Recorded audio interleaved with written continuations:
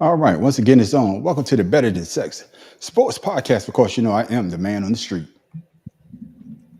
And this is Pharaoh King. Tim Dog from Be More Careful. And the Mad Professor living in the boot. Yes, and we'd like to thank y'all for tuning in. And hopefully you had a better day than some of these guys, because I know it's going to be a long day. So, fellas, like we always do before we start our show, you got to let the people know how our day went. So, Tim Dog, how was your day? Get it out the way. Yeah, get it out the way. My day was pretty cool. Physical therapy wore me out, though. Recovering from, my incident, and had these big old, well, not big, these knots in my calf muscles, and they were preventing me from standing straight up on my toes and stretching.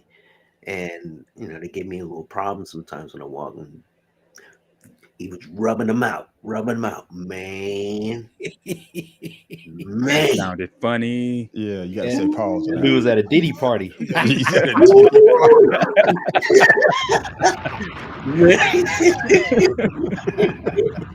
Well, be glad that you got your workout in. Be glad that they was. Oh yeah, I got that shit. Ain't no joke. And then he's sitting there. Yeah, I got worked out. Yeah, I got worked out, and you got a chance to. Eyes were big as hell, weren't they? Yeah. But yeah, be glad to hear that, Tim, though, that you get back to your normal self, being able to do what you can do, without falling down. And that's what you that's the main point. Bad Professor, man, how was your day? Well, my day was me trying to rebuild my computer that I decided to mess with again. So I had to rebuild the software, the operating system, and every dang thing else. So, fun. Okay, man. Hey, do what you love, man. Yes, I mean, my better day was yesterday when I was told after a treadmill test at the doctor's office that I shouldn't have waited so long to order my summer body from Wish because it never came in. Well, better late than never. Apparently, go to Temu. Temu might have one. Well, see, Wish had one that I could buy on. It was cheap. Okay, yeah. So I figured it'd just get me through at least the early part of the summer, but some bitch ain't never come in. Oh, don't worry about it, man. It'll come in sooner or later. Pharaoh, man, what about you? I'm kind of with you, man. I got the winter body year round. You know what I'm saying? Pharaoh, what about you, man? Oh, man, I took my dad to get his pacemaker done, man. About a 5-hour procedure all day, all morning. So, but that, I'm gonna tell you, man, MCG, that place is Arctic cold, boy. I was not prepared for that. That place is cold. Yeah, they keep man. They keep it cold, man. They're trying to keep. Like it'll freeze you to sleep. Yeah. Well, glad your dad came. He's good though. Colors. Got him in there. They changed it out, timely manner. Got him back. He's in there taking a nap now, if I'm not mistaken. But it all worked out. Okay, man. That's what I'm talking about. Yeah, back from work after my little vacation all last week. 2 days back to work, then realized, damn, I don't want to work no more. Right. I can't be taking vacations, but I take vacations to go back to work. You get the mindset that what are you doing? What are you doing? That's why when I was working, I didn't want to take vacations because especially that first. It wasn't even that first hour. It was rolling up to the bitch. You like, God damn it. Because when I went on vacation, I wouldn't even pass by my job. Yeah, that's exactly how I felt too. But fellas, you're right. We're back for another week of sports, man. It was kind of light on the sports. You can say it was light on sports. Everything is about the Olympics, but we're not going to talk about the Olympics. We're going to talk about this team. This team is in the national, I guess you could say the spotlight. They've been in the spotlight for a couple of years now, but the coach is taking a little bit of heat. Fellas, let me know what y'all think.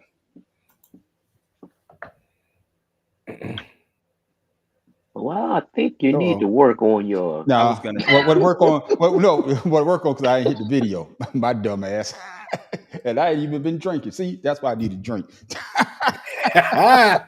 There you go. Recommend what's going on in Athens, Georgia, right now.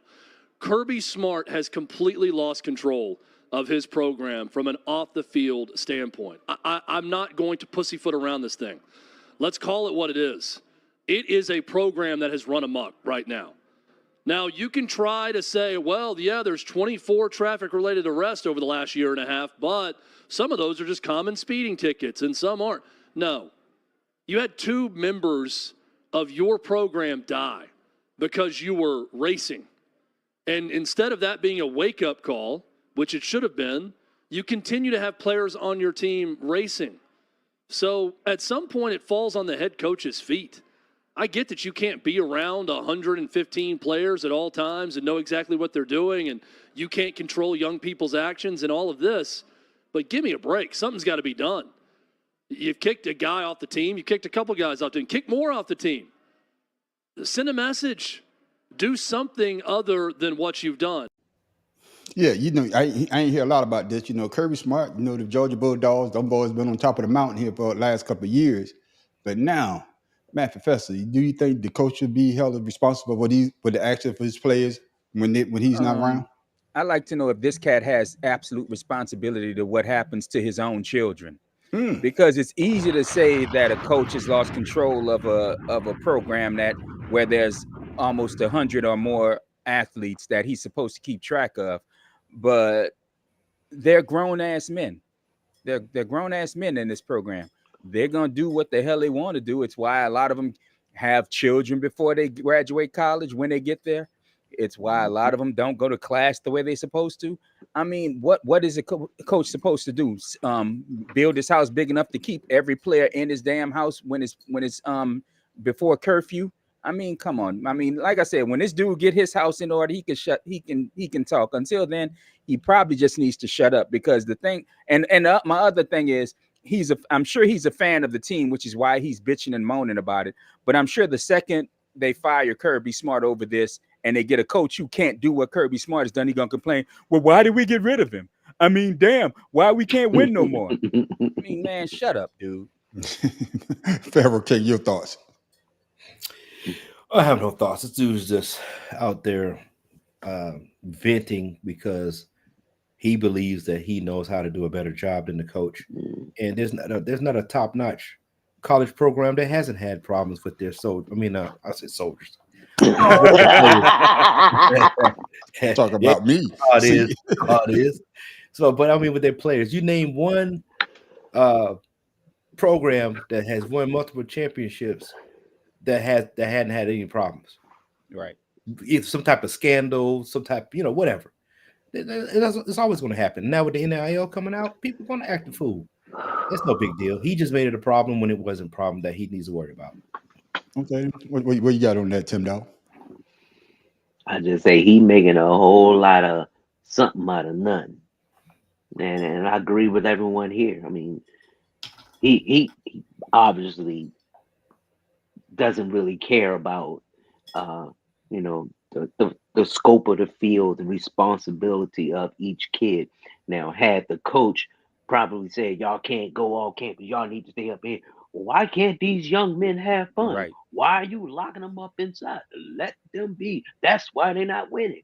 Then what you gonna say? What else? They're already a slave to the system. So yeah, so what he's saying is just him trying to probably get something started.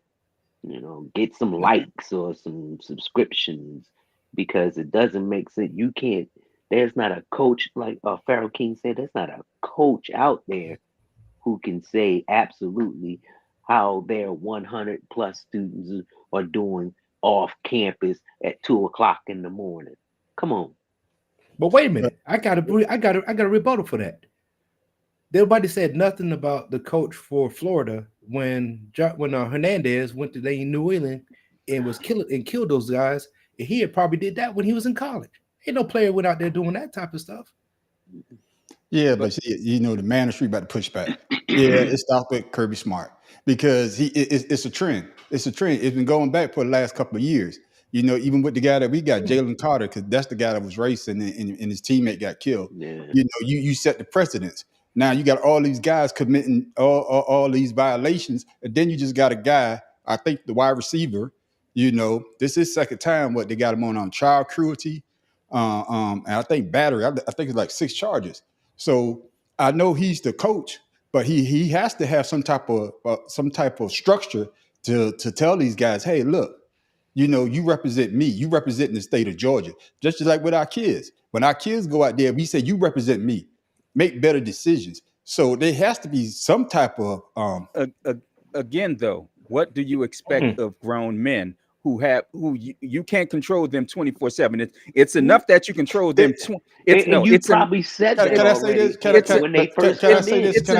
It's enough that you control them 20 hours a day. Those last 4 hours that you have no control over them, what you think they're gonna do? They're gonna release. I'm gonna say this. They're whatever not really they can grown to men. Release. What 20, 21? So technically, yeah, in the eyes of the law, they say that they're grown men. That's about to say, if you're old enough to sign up for military, you're a grown ass Thomas, person. that's his name. Yeah, Ra Thomas. Okay. So saying that, what you saying that, the professor, that's exactly what I'm gonna allude to, because we've given safety briefings on a Friday, and we wouldn't pick somebody up for a DUI on a Saturday. So what are we talking about? But what I'm talking about is I know what you're saying, but it seems like the same thing. These people? It seems like the same thing is going on. Now you could tell me, the program that Georgia has built, yeah, they're in the spotlight. But it seems as though that you don't see this a lot. Now the powerhouses, let's say that with Deion Sanders. Deion Sanders had 20-some soldiers. You don't think that the spotlight would be on him and say, Deion, you need to do better? But the problem, talking about, though. The problem is you can only control somebody as much as they will allow you to. Even with your own kids, they will only do what you allow them to get away with, or they will only let you control them as much as they will allow you to. You can tell your kids up and down until you're blue in the face, hey, don't do this, don't do this, don't do that. How many times you want to bet that 90% of the people that are in jail had parents that told them and taught them the right way? They still did what they wanted to do. Again, these are individual grown people. You can't make them do you can't make them do what you want them to do. Yeah, I was just telling my son. You bring up Deion Sanders. People want to play for him because of who he is and what he has done. That's not what I said. What I'm saying is, what I said was, if the shoe was on the other foot and Deion Sanders players was having incident after incident, just like Kirby Smart players are having incident after incident, this thing would be leading on ESPN. But my point is that Georgia is a powerhouse now. Kirby Smart is the new flavor of the month or new flavor of the year since he put Georgia back on the map. And it seems though that these type of incidents are happening a little bit too much now, because they are in the spotlight. My thing is, as the head coach, yeah, he probably giving them a little brief from here and there, but he has to, because some of these guys are probably their first time away from home and having the freedom that y'all are talking about. But some of these guys need that structure so that they won't get into these type of situations. So remember, why haven't he put that emphasis on the captains, the team captains, to make sure that they're out there doing what they're supposed to do? Mm-hmm. Yeah, but see, that's what I'm saying. No. We can't put what I'm that saying, on, but we don't know. We don't know that he told. did though. We can say that he did, but we can say that he didn't either. So we really don't know. Nothing. I'm not saying anything. Well, I'm saying it. Well, you don't have to say. I know you're saying it. I'm not saying anything. I don't know if he did. But what I'm trying to say is, as the head coach, yeah, don't try to say anything. Let me know what you're saying. Okay, I'm gonna let you know. Just like you, when you was in the army, you're responsible for your soldiers. Yeah, they go out there do what the hell they want to do, but you're still responsible for them soldiers at the end of the day. Kirby Smart is the head coach. He's responsible for those players. Those players came to play for him. But he's their father away from their father or their mother. But so he needs to have more. He needs to have more type of control of his players. I'm not saying that these guys don't deserve their freedom.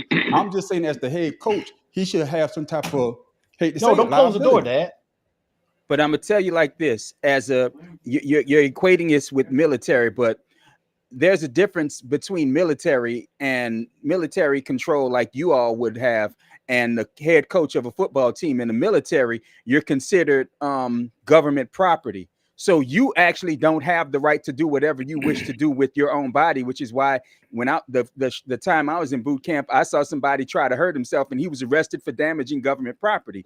These are still independent men who are there voluntarily, like you are in the military. But unlike the military, if they want to leave college, they immediately leave. You can't immediately leave the military. That's not how it works. So trying to equate those two You're with under contract. Exactly, but you're under contract, but it's a volunteer contract. Whereas with military, you're not volunteer. You volunteer to join. You're not voluntarily leaving. You can't just leave because you want to leave. There has to be a qualified and a quantifiable reason. These kids going to play football, they're going to play football and to be a student.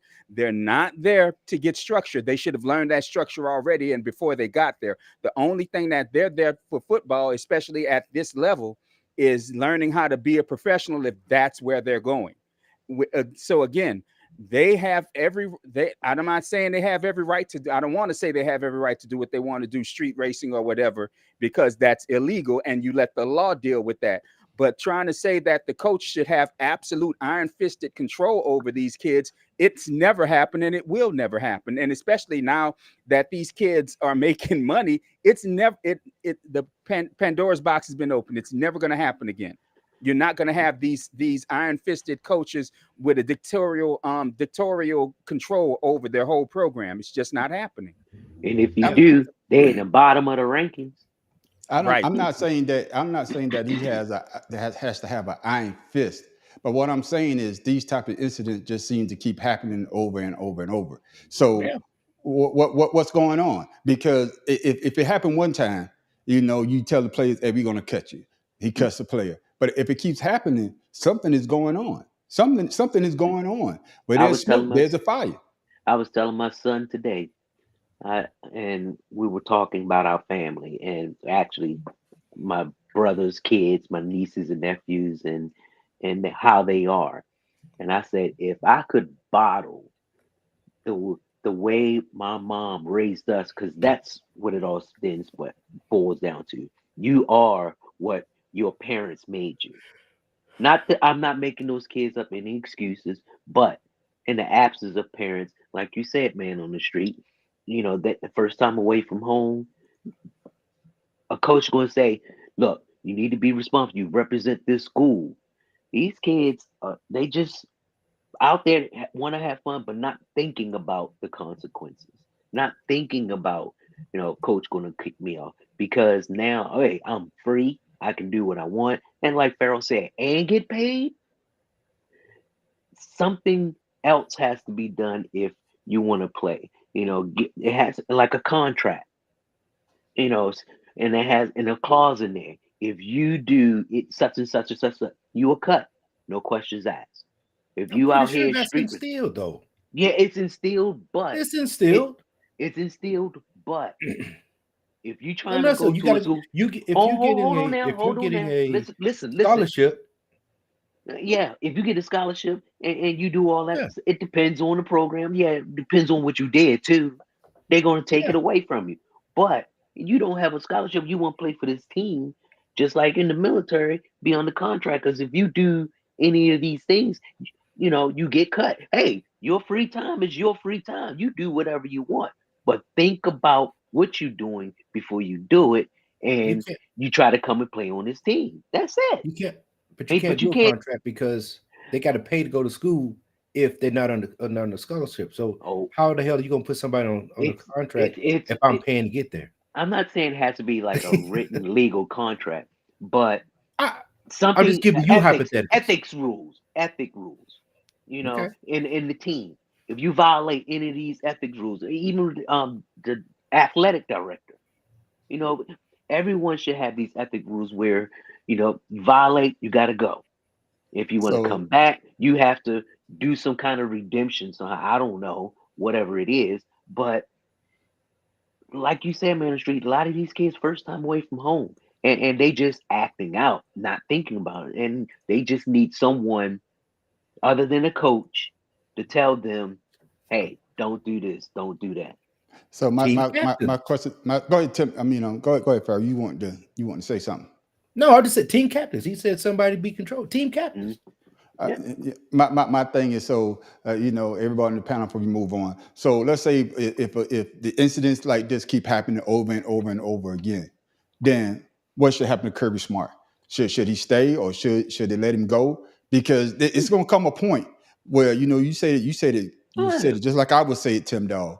Those student athletes represent the school. They represent the University of Georgia. So if these type of incidents keep happening over and over and over and over again, and these players are in the news, Kirby and they're putting a black eye on the University of Georgia, damn, how much money they paying Kirby Smart? I'm not saying that Kirby Smart is innocent of anything. He's the coach, right? Yeah, he's responsible. But like you said, he needs to, do something other than just say something. You can say whatever the hell you want all day long. And like you say, team captains. Well, sometimes these team captains, don't care either.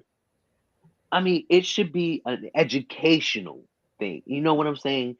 They're called student athletes. They're not called athletes and then students. I'm not talking about the athlete part. I'm talking about school ethics and responsibilities as an athlete. Each school should have something where if you're going to be an athlete, you have to abide by these ethics rules. Show them a demonstration. Show them examples of people doing stuff that you should not be doing. They do. My daughter went to school for play lacrosse. They have that. Okay, it's in the books. But is it everywhere?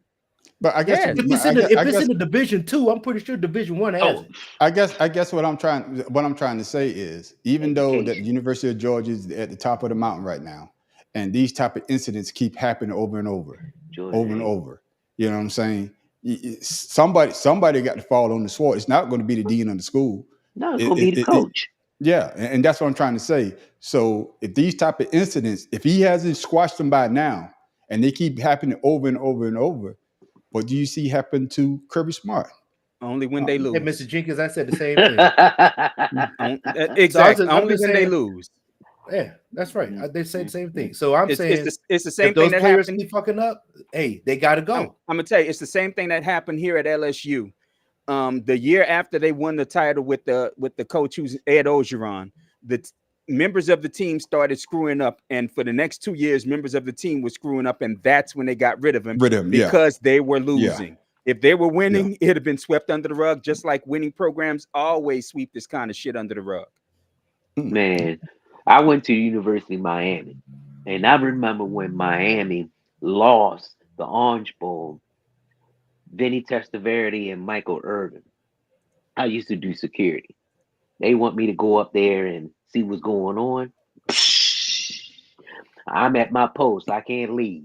And those kids tore up the dorms and everything. And I mean, kids going to be kids. They're going to release their energy. They're going to release their frustration. They're going to release their happiness and joy. But at the same time, I'm gonna say this, and I agree with y'all on that point. Long University of Georgia is winning, it's gonna be swept under the rug. But as soon as they start losing, my word, they're gonna come back and say it started. Do that to anybody. That's what I'm saying. We know that. They basically started when they're gonna say that he lost control off the field, and now he loses control on the field. But fellas, what was the NBA team that had the winning coach? And then they fired him just to replace him with Doc Rivers. Milwaukee. Milwaukee. Mm-hmm. Milwaukee was winning with the coach. Then Doc Rivers come in. They losing more. They ain't never fired him. Well, it wasn't. So what I'm saying is, that was a new Mike Budenholzer. No, Budenholzer. I was saying the team was winning. Budenholzer that they fired? They fired Budenholzer the year before that, and then they had a new coach that Doc Rivers replaced. Doc Rivers didn't replace Budenholzer. He replaced I'm not talking about Budenholzer. Whoever the one that he replaced, they still had a better record than when Doc Rivers. Yeah, they did. But he was a new coach though. He wasn't the one that won the championship with him. That's what I'm trying to say. He wasn't the one that won the championship. But fellas, man, let's keep this show moving. Make sure I got the right thing this goddamn time. Y'all motherfuckers, y'all be on my ass. Man, it's a great day. Kim, bring me a glass. It's a great day, man. But ESPN, they're starting to get on my goddamn nerve. They're starting to get on my nerves. And I don't know if y'all saw this. I want us to talk about it. It's the top 25 players of the 2000 college football players. But we only going to talk about the top 10. And y'all look at this top 10, it's just music and a long 30-second video. And then we'll come back and we'll talk about it.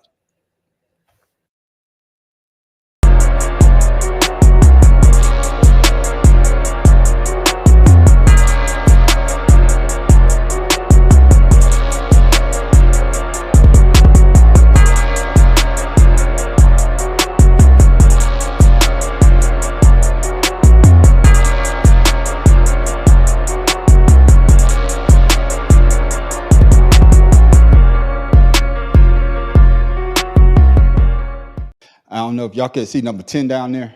Y'all can see number 10. Number 10 is damn, who was number 10? Matter of fact, let me turn that off. Fella, I'm gonna play one more time because I want y'all to see the whole top 10. No, number 10 was Larry Fitzgerald. Number 10, Larry Fitzgerald. Larry Fitzgerald. So this time, fellas, I'm gonna hide it. I'm gonna hide this. And y'all look at it one more time. My bad, my mistake. I forgot that thing be strolling over the bottom. We're going to list again.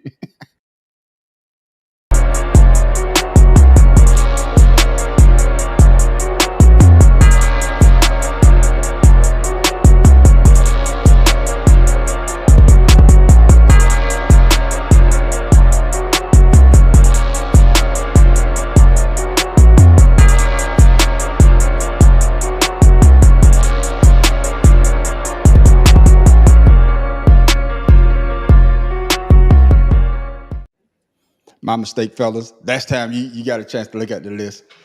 Pharaoh King, you up first. Do you agree with that top 10? What do you think of ESPN top 10? I think ESPN has the same panel that they had on for the hip hop artists on Family Feud.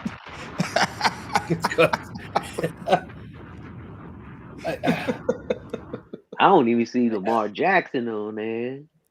Like I said, it's the top 10. They actually did the top 25. Lamar Jackson, I think, like number 23. Y'all, if y'all can Google it, man. They got a whole list. But I just wanted to talk about this top 10 because the top 10 to me is a bunch of shockers in itself. So Pharaoh King. So how's Reed number 5? They got Bush. Bush is the easy top 5. Like easy. That's an easy top 5. Mayfield, I don't even know why he's on the list. Newton, I give Newton. Young, definitely. Nope. I wouldn't put Cam Newton on there. What Pharaoh? Don't put him on. I would put Lamar Jackson over Cam Newton. Hell no. Hell no. Yeah. I can't do that. Coming out of college? Yeah, I can't do that. Hell no. Not coming out of college. Joe Burrow don't need to be on this list either. I won't say that now. Joe Burrow had 2019. That's the year. Was that the year? Mad Professor. Yeah, that's 2000. The year 19. Before, he had an amazing year too. Yeah. But 2019 he damn near carried the team. He won the Heisman. Yeah, and everything else. Yeah. I don't even know who McKinney is. Who's McKinney? That's that's the University of Miami. You should know. You know every player for the University of Miami. Until the past 10 years, because I don't know who the hell playing for him. I ain't gonna lie to you. I don't know the team no more. I got you. Pharaoh's still thinking about it. What you think about that top 10 Mad Professor? Honestly, I'd replace 90% of these players because I'm like Tim Dog. Reggie Bush, the only clear one that you see belongs on that list. Yeah.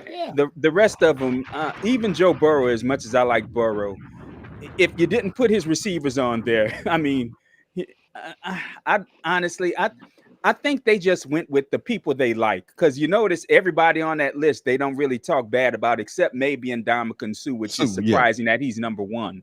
Yeah, but the rest of them, I mean, you can't even say that all of them were great in the pros, because of the top 10. The only one that was great in the pros is Suh and Ed Reed. Oh yeah, Ed Reed. Yeah. No, Fitzgerald. Well, but he never won a title, so I don't really put him in that mix. No. This is. I mean, I don't understand. Are they the top 10 of best college and NFL? No, I think it's just college. It's just college. Just college. Straight out of college. Oh, Just pick. yeah. Oh, okay. Yeah, just college. They're not talking. Know Charles Woodson. Like, where Charles Woodson at?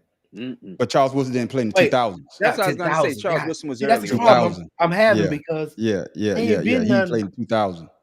You know what I'm saying? Oh, so what about, I mean, what about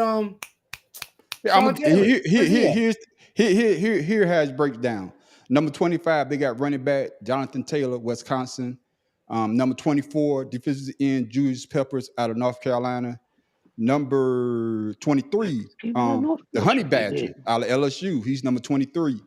Number 22, linebacker Will Anderson Jr. Number 21, Justin Blackman from Oklahoma State. Number 20, Lamar Jackson. Number 19, Devontae Smith out of Alabama. Number 18, Kyler Murray, Texas A&M and Oklahoma. Now you got Roy Williams out of Oklahoma. Number 17, Deshaun Watson. Number 16, defensive end David Pollack out of Georgia. Then you got Aaron Donald, number 14 out of Pitt. Now that belongs in the top 10. Yeah. Khalil Mack, number 13 out of University of Buffalo. Okay. Then they have number 12, Joe Thomas, Wisconsin. He could go in the top 10. Terrell Suggs, Arizona State, 11. Number 11. And then number 10, y'all know the rest, Larry Fitzgerald. So they say those are the best college players. Khalil Mack and Aaron Donald can go into the top 10 for me, to be perfectly honest with you. But my question to you, Matt Professor, is that because what he did in the NFL? Or because of what he became in the NFL, yeah. Okay. But honestly, I do remember watching Khalil Mack because I do like to watch a lot of the smaller colleges because honestly, that's where a lot of your really spectacular players come from. Yeah. And I remember watching Khalil Mack. He was just like in the pros. He's a difference maker on the field. Yeah, and I remember watching Khalil Mack. Sean Taylor. I didn't hear Sean Taylor's name. Well, that's isn't he before the 2000s? No, that's what I say. He before the 2001 to 2003. But he was drafted before 2000. All of these players were drafted afterward. Well, like I say, this is ESPN. That's why we here to debate their top 10. And like I say, the only one I understand I understand what he did at the University of Nebraska, but the best player, and I don't know how the hell they got him over Reggie Bush. Because Reggie Bush was Mr. I want to see what the hell this man going to do on Saturday. I want to see what he's going to do with that ball. I don't see how they could put Ndamukong Suh over Reggie Bush in the span that he had that year. He won the Heisman, and the next year, and the next year he should have won the Heisman. You know what I'm saying? But they gave it to Vince Young, right? Yeah. They gave it to Vince Young. No, they gave it to his teammate Matt Leinart. They gave it to Matt Leinart. Yeah, Vince Young wanted the Vince Young won it. He was in the same class when Reggie Bush won it. Yeah. Vince Young came in second. Right. You know what? I don't see anywhere. I forgot about Trevor Lawrence. How about Jalen Hurts? Well, because Jalen wasn't a great college player. He really wasn't. He was okay in college. Because honestly, looking at Jalen in Oklahoma and in Alabama, he was a product of what was around him, which is why at Oklahoma he couldn't win as much as he did at Alabama. No, he got hurt when he was at Oklahoma. No, he didn't. Not at Oklahoma. He didn't get hurt. He didn't get hurt at all at Oklahoma. He just played badly and was supplanted by he was going to be supplanted by Spencer Rattler. Yeah, he got because that was the year Joe Burrow won the title. Joe Burrow and LSU won the title. Remember, in the second half they were down like 45-0. And he was back up at Oklahoma. Not Oklahoma. It was Spencer Rattler. In Alabama. Yeah. No, he was the starter at Alabama. There you go. What's we call it came and Tua came. Yeah. And I was surprised they didn't put Tua on there because that's all you heard Tua Tagovailoa. But you say that again. I can't say his name. Tua Tagovailoa. Yeah. Maybe you need a drink, Pharaoh. Yeah, I'm telling you, I can't even say that. Go ahead, boy. I ain't been drinking today. See? Man, you just put down your beer. That's what I'm about to say, man. I don't call that a drink. Oh, that's not drinking. No, man, that's not drinking. But my thing is, I think on this list, get arrested for it though. I look at Reggie Bush as the number one player. If I was starting a pro team, and I'm just talking college, Reggie Bush would be the person that I would hang my hat on. I'm not talking about what he did in based on what he did in college. It would be Reggie Bush. I mean, Ezekiel Elliott. No, he was Ezekiel didn't. That's why you a Ravens fan, and you get the first one. Yeah, come on. No, Ezekiel Elliott was okay, but he was okay. I'll pick Maurice Clarett then if that's the case. Yeah.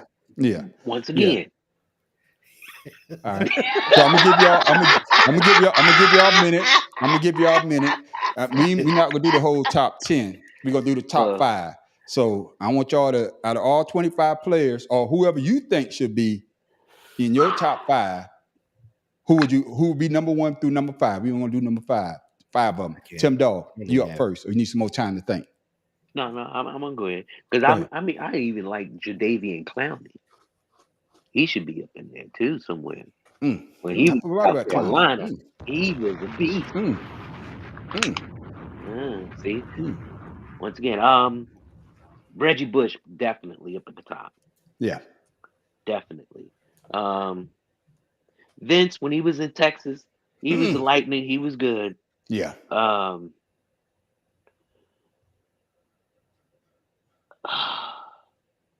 And when we got all night, Donegan Sue. Hold on, Cletus, Donegan Sue, and last one. I'm going to say Jadeveon Clowney.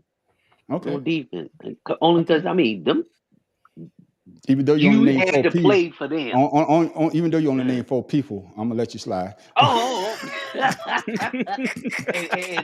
Tagovailoa. Okay. No. Burrow. Okay. No, I'm gonna change that. Matt Professor, who you got? Now, I don't want anybody thinking that I'm putting you a this homer person. Yeah. Well, no. Actually, no. You'd be surprised because I've already said who my number 1 is, and that's Bush. But number 2 for me would be Khalil Mack. Like I said, just on people that I saw play. Number 3 would be Cam Newton because I mean, shit. Who would Auburn be with? Who would Auburn have been without Cam Newton? Exactly.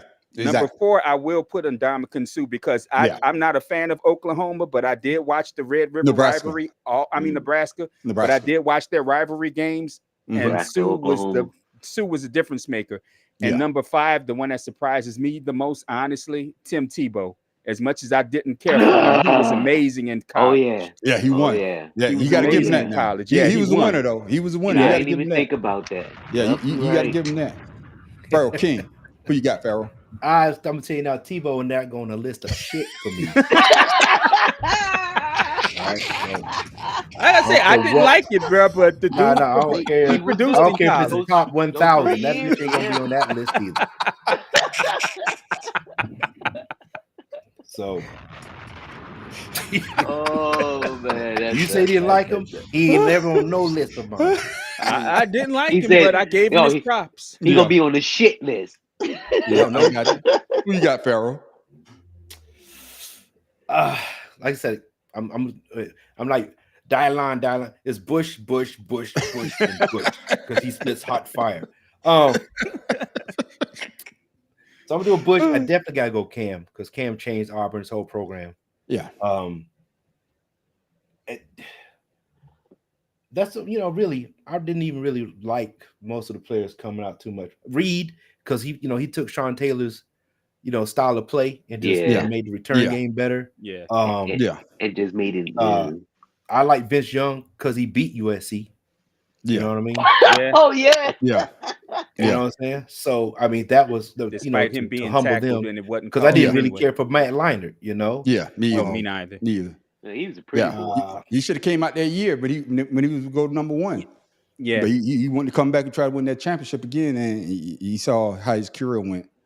So for me, Barry, did you name 5 or you stuck like 10 and 3? You say Dylan. So no, Bush.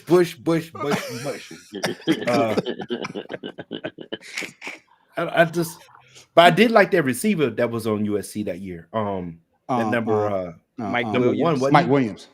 Yeah, Mike I Williams. liked him. Mike Williams was fire. So I'm gonna put him in there. Okay, all right. I guess it's consistent because, like I said, I never seen anybody in college when I was watching college football better than Reggie Bush. I mean, Reggie Bush was just Mr. Excitement, and I think we talked about this on a couple of shows before. We did. When the move, like he's about to go out of bounds and stop and start again, and man, he just honestly, I've hated USC my entire life, just like I've hated Notre Dame. But I would watch USC every damn Saturday just to see what Bush would do. Yeah. So it'll be Reggie Bush for me, and Ndamukong Suh. I just like Suh because he's nasty. Yeah, I'm gonna tell you right now, because he was even nasty in college. He just nastier in college. You know what I'm saying? I'm gonna go. This is gonna be. I'm gonna shock a lot of people. I'm gonna go with the Honey Badger because the Honey Badger, man, that dude was just something else at LSU. For a good year and a half. He was the biggest difference maker on that LSU team. Yeah, and then of course Vince Young. Because, like I said, man, I was watching that game. I'm like, this shit is over. Man, USC done won the championship again. I wake up the next morning, University of Texas Nation. I said, what the hell did I miss? Then I went and watched the goddamn replay. Oh, I missed all this shit. You know, say so. Yeah. And I hate to say it, but I got to go with Tim Tebow.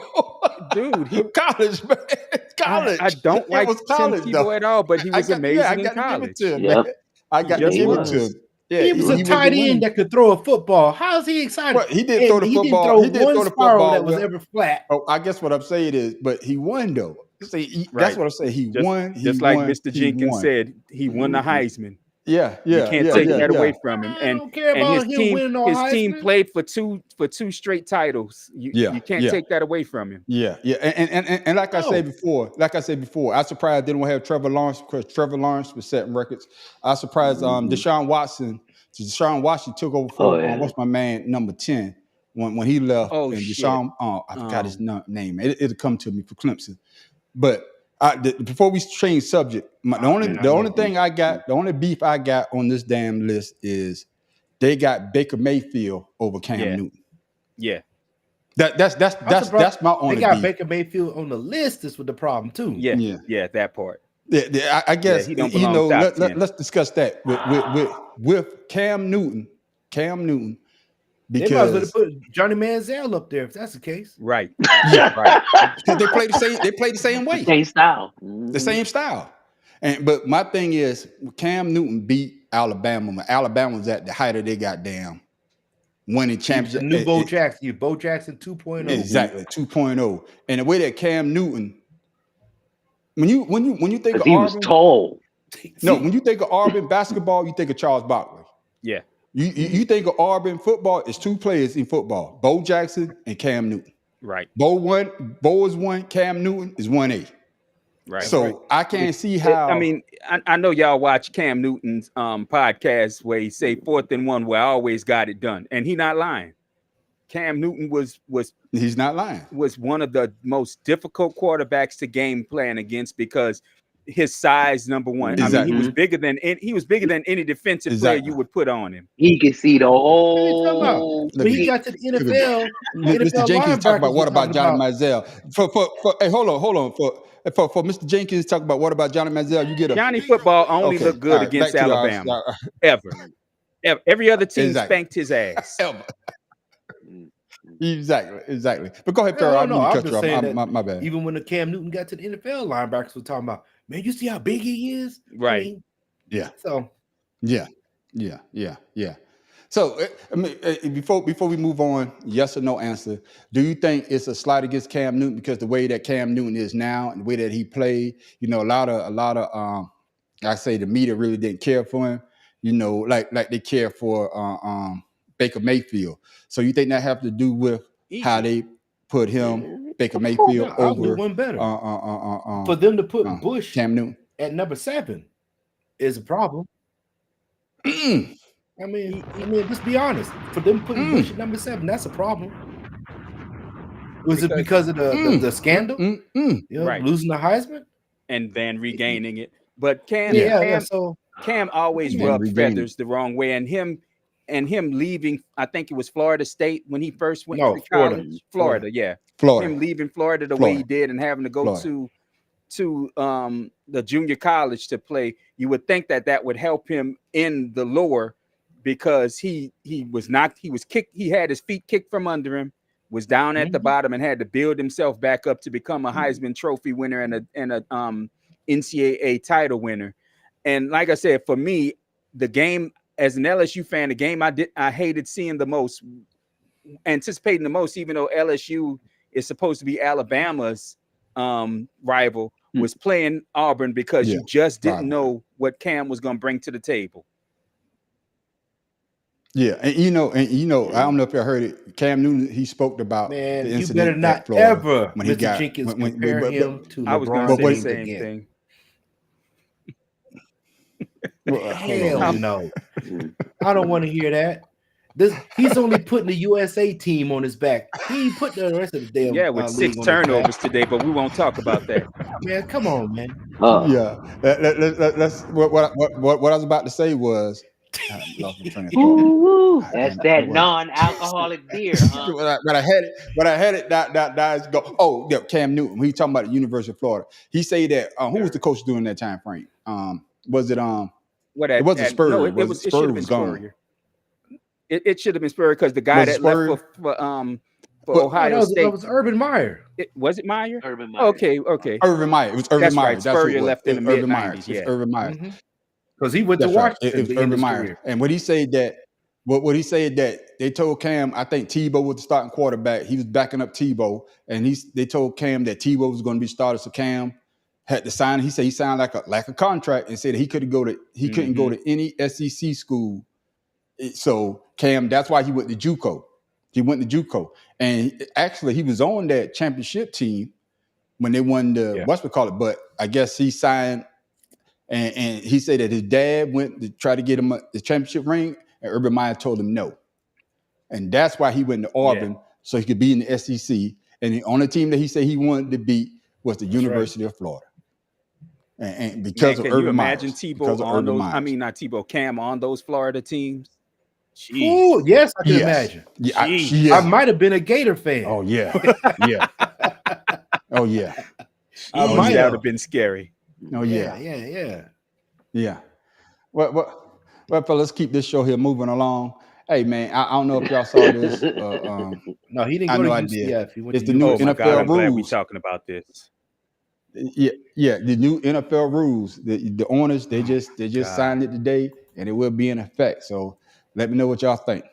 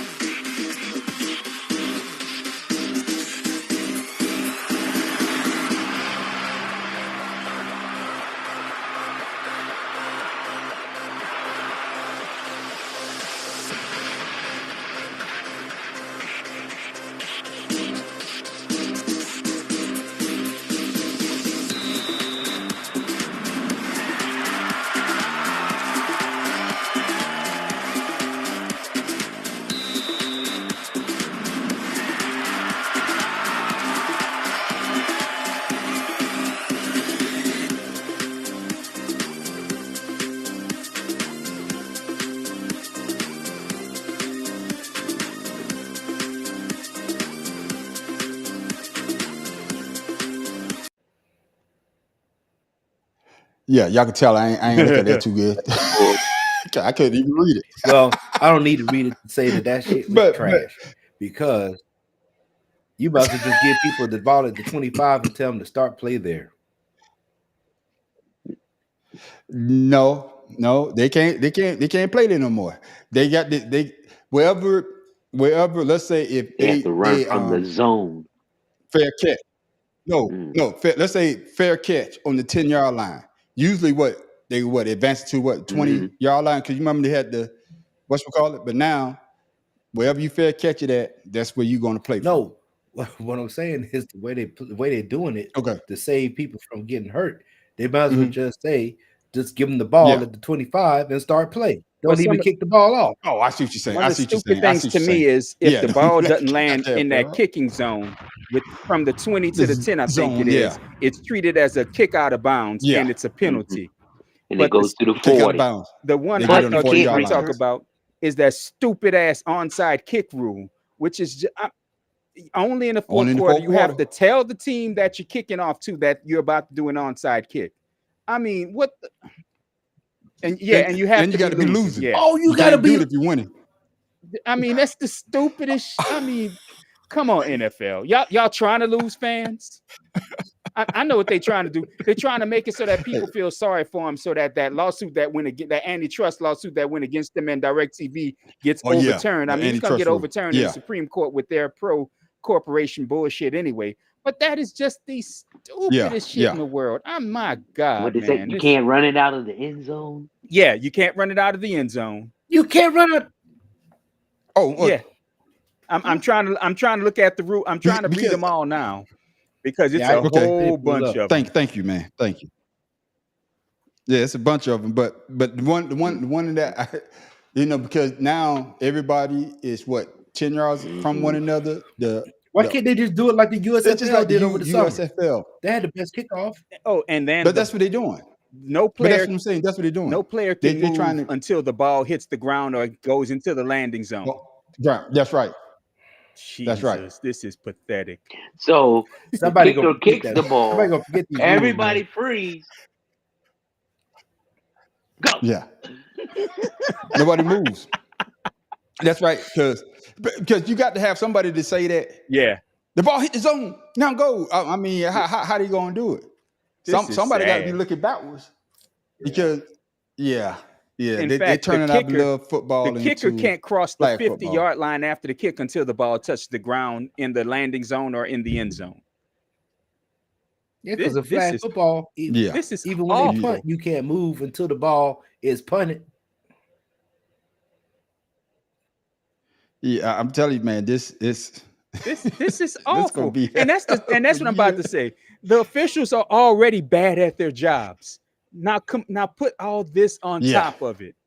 And Mr. Joseph, I'm gonna say this: he said the kicker must gonna hit the top of the stadium if he can't get it past the 20. No, I'm gonna say if he hit the top of the stadium, they should just count that as a touchdown. Jeez, I know that. Just count that shit as a touchdown. I mean, that be just as ridiculous.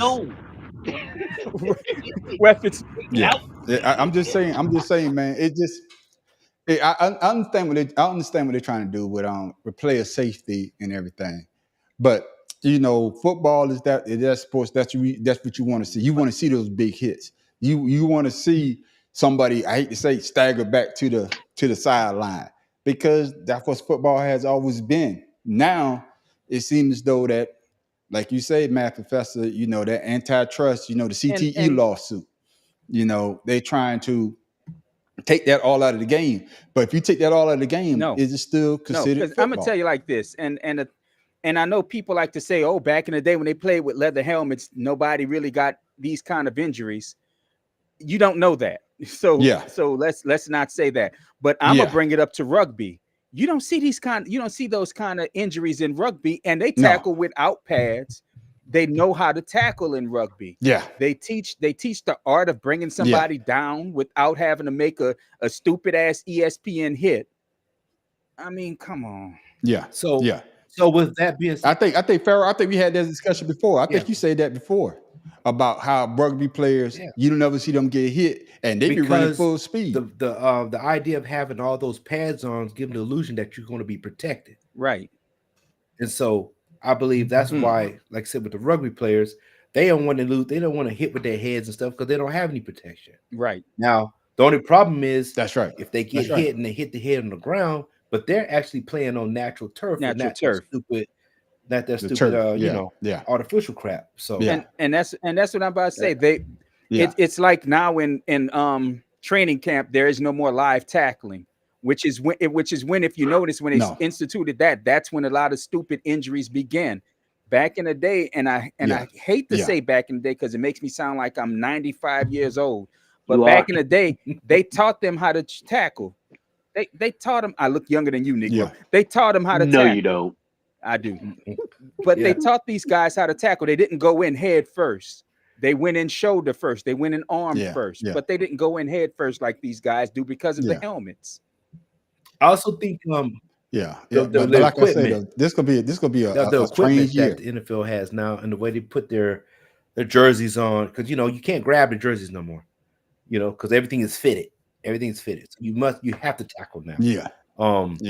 With the turf, the speed of the game, those things have changed the way tackling is, especially when you get to that level. With that being said, it still doesn't change the fact that you shouldn't be leaving your feet to launch yourself into somebody and try to knock them off balance. So, yeah. So fellas, good thing or bad thing, Matt. I'm sorry for cursing, but it's horrible. It's just like the stupid ass drop tackle rule. Yeah, that's good. That's what I need to see. How the hell they gonna that rule? The defense ain't gonna be able to tackle no goddamn body. Right. It's gonna look like a damn pinball machine out there with this year. Yeah. Pharaoh, good or bad? 2 thumbs down. I give it 3, but I ain't got enough hands. The milk's gone bad. Hey, just like Dave Chappelle say, Rick James say, show him your titties. No, he said you wish you had 2 more hands so you can give him 4 thumbs down. Bad. That's right. But he said the milk's going bad. Good Lord, man. That's too. They are wearing those big ass covers on the helmet, looking like big hats out there on the field. Yeah. Well, I'm trying to put 2 thumbs. Well, he got 1.5 thumb down, so. Hey, look like you need to get your physical therapist to rub them damn cramps out your thumbs. Oh my damn! Rub it out. Oh my damn! I'm sorry. I ain't gonna say nothing. Thank you. That's horrible, man. God, I stand with you, Tim. Oh man. The wife says she'll be home in a few minutes. All right, fellas. It's almost that time. It's almost time for Pharaoh Trivia Question of the Week. But before that, we got to go to sports we don't know about. And shit. Here it is, fellas. Here it is. And I want to know. I'm gonna put it up before I put the video. Will you be watching kickball in the near future? I know what you're talking about. Man, I know y'all can. What the hell is kickball?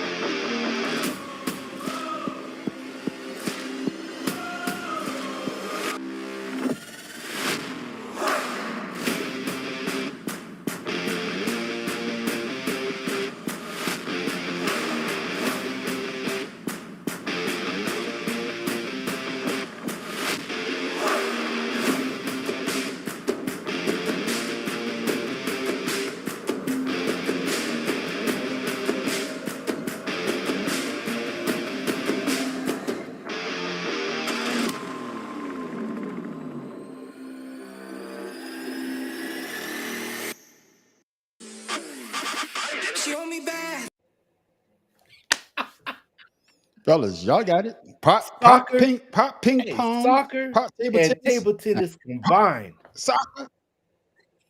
That's right. Yeah, honey, I agree with you. It's horrible. Yo, so they said that kickball was invented in Hungary in 2012.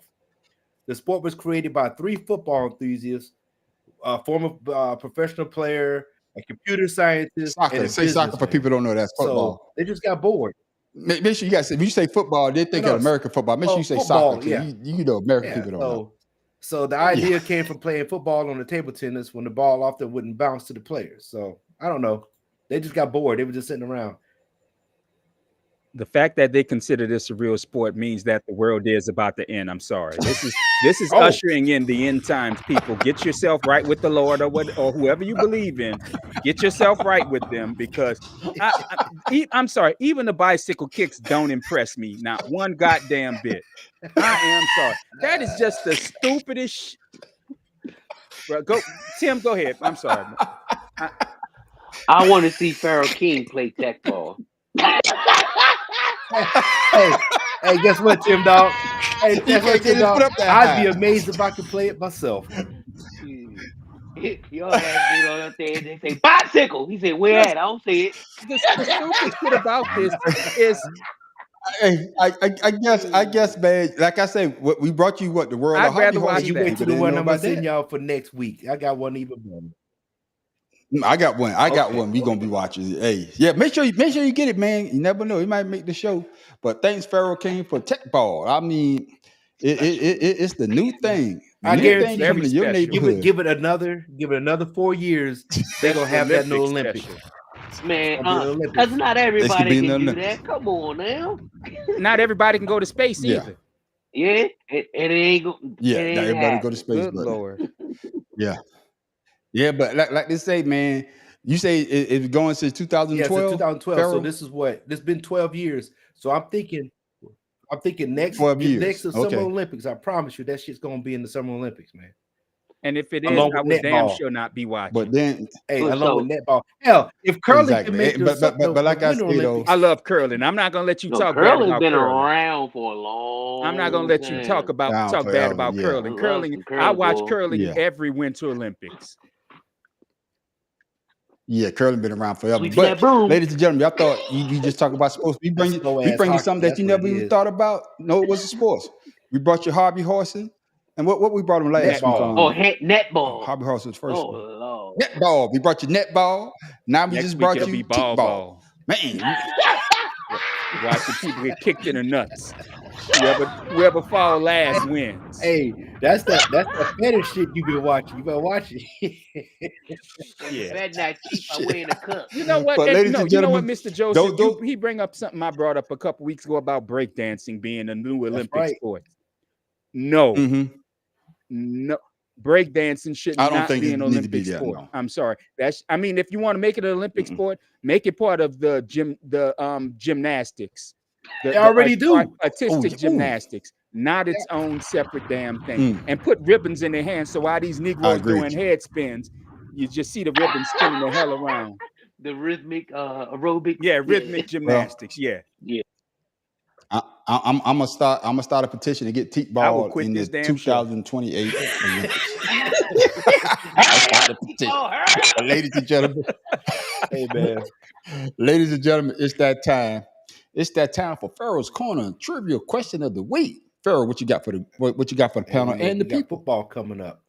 So this question is dealing with football, of course. And here we come. So pay attention. Which rookie quarterback won the most games playing on an NFC North team? NFC North. That's Kansas City boy. Which rookie quarterback won the most games playing on an NFC North team? Can we get the year? What year? I'm gonna say it's between 2000 and 2024. I was gonna say Matt Stafford. Okay. Anyway, so but despite the years, but I don't know. I think they didn't do well. Is that one games? I'll stick with that. Rookie year. Which quarterback? Rookie. That means he started. Won the most games playing on an NFC North team. So it's only 4 teams to choose from. Right. Well, I'm just giving it to Tim Dog because he was already in Kansas City. No, I was. Come on, Kansas City's the AFC. The Bears, Green Bay, Minnesota, and Detroit. And I'm gonna go with Dante Culpepper. Hey man on the street, you boy. I'm telling you, we like this. That's a good one. Yeah. I'll go with Dante Culpepper. You ready? Because his rookie year, he had y'all ready? Yeah. Kyle Orton with the Chicago Bears. Bitch. The Bears, Yeah, he won games that year. Yeah, for the Bears. Oh. Man, and where is he now? Oh, damn, I thought it would have been Dante Culpepper, man. What is he doing now? Yeah, man, he didn't last long. But I could swear it would have been Dante Culpepper because he had goddamn Randy Moss. Yeah, because they had. Yeah. I knew it wasn't him because I remember watching Culpepper and his rookie year. They were okay, but it wasn't his second year that they blew up. Right, because we went through. Aaron Rodgers, because they all were on the team, but they weren't rookies. Yeah, right. They were like 2-3 year sitters. Yeah, that's why I knew it wasn't Rodgers. Rodgers didn't start his rookie year. He was sitting behind Brett. Yeah, he did start his rookie year. We had said Stafford, of course. Okay. And then I said that's the only Detroit player that I would ever pick. But we forgot. That's good, man. That's a good. I forgot all about Kyle Orton because he was pretty good. Because they said Caleb Williams be that next 10-game rookie quarterback winner. Yeah, that's right. Okay. Pharaoh came and dropped another bomb for you. Okay, you getting better at the trivia. You getting better at the trivia. He just get the easy question. I mean, unless you say Patrick Mahomes for the NFC, you coming up with some pretty good answers. Yeah. And for Tim Dog, you get Come on now, please. but thank you, ladies. Yeah. Before we do our closing thing, we want to thank everybody for tuning in to the Better Than Sex Sports podcast. Like I said before, make sure you tell a friend about us to tune in every Wednesday night at 7:00. Like I said, we talk sports, and that's all we do is talk sports. And these are our opinions, and that's why we want y'all to comment so we can hear y'all opinion. So, like I say, you're going to get something that you never thought of before. We brought you kickball. We brought you hobby horse racing. We brought you netball. Just think what we're going to bring you next week. More jokes. But before we go, that's right. Tim Dog, tell the people how they can follow you. Father's Love 99 on Instagram. Pharaoh King, tell the people how they can follow you. First, I want to thank everybody for accepting the invite for our two podcasts because we got quite a few. Thank you. Since I knew I finally figured out what I was doing wrong. So I appreciate everybody out there who decided to take their time out in a busy day to accept those invites. Now, with that being said, of course, YouTube, don't even worry about it. Pharaoh_71 for IG, and then King Ryan for Facebook.